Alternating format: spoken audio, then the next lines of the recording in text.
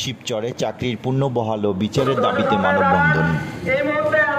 মঙ্গলবার সকাল 10টার দিকে মাদারীপুর জেলার শিবচর উপজেলায় নন্দকুমার মডেল ইনস্টিটিউশনের সাবেক চাকরিচ্যুত প্রধান শিক্ষক মোহাম্মদ রুহুল আমিন স্যারকে চাকরিতে পুনর্বহালের দাবিতে 15 বছর পরে পূর্বের শিক্ষার্থী, অভিভাবক সহ তার পরিবার পরিজন ও শুভাকাঙ্ক্ষী ক্ষতিগ্রস্ত শিক্ষকের চাকরির পুনর্বহালের দাবিতে মানববন্ধন করেন ও শিবচর উপজেলা নির্বাহী কর্মকর্তার নিকট স্মারকলিপি প্রদান করেন।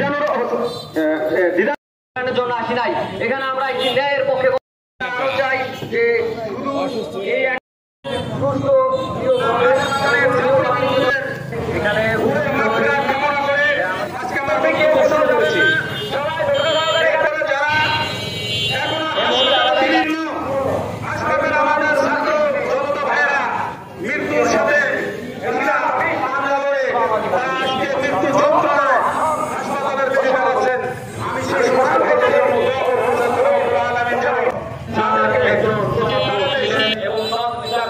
এখানে আমাদের মাঝে আমরা তার বিষয়ে অনেক কিছু জানি, আমরা অনেক কথা বলতে চাই না।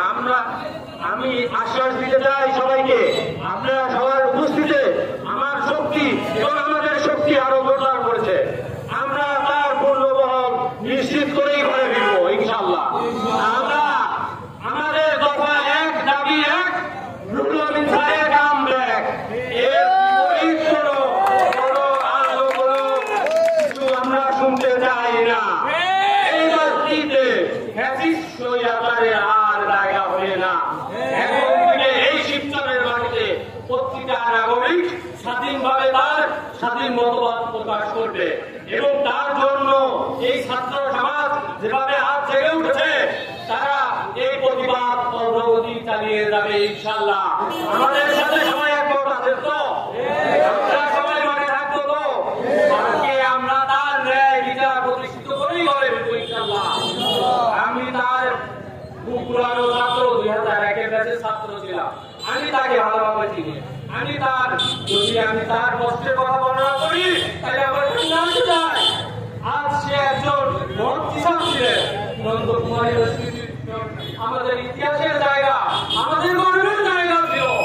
সেই গর্বের জায়গায় সে যতদিন বহল ছিলেন, তার ইতিহাসে, এই নন্দকুমারের ইতিহাসে সর্বোচ্চ পরীক্ষাতে সবথেকে ভালো রেজাল্ট করা হয়েছে।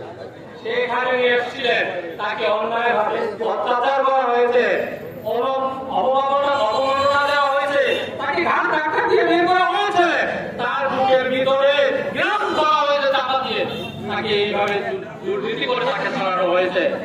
আমি আরো বলতে চাই, এই মুহূর্তে আমি খোঁজখবর নিয়ে দেখলাম, আমি বিগত 10 বছর যাবত তার খোঁজখবর রাখি। আমি